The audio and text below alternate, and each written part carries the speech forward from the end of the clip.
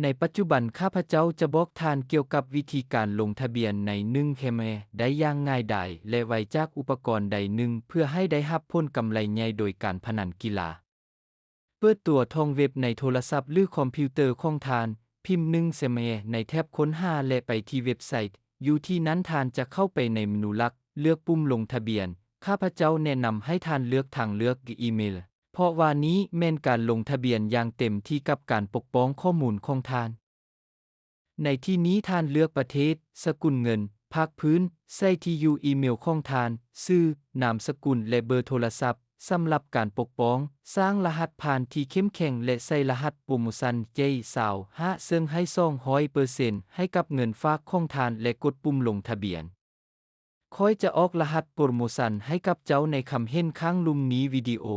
หลังจากนั้นตื้มเงินใส่บัญชีของทานด้วยวิธีที่ง่ายและได้รับ 200% ในเงินฝากครั้งทำอิฐของทาน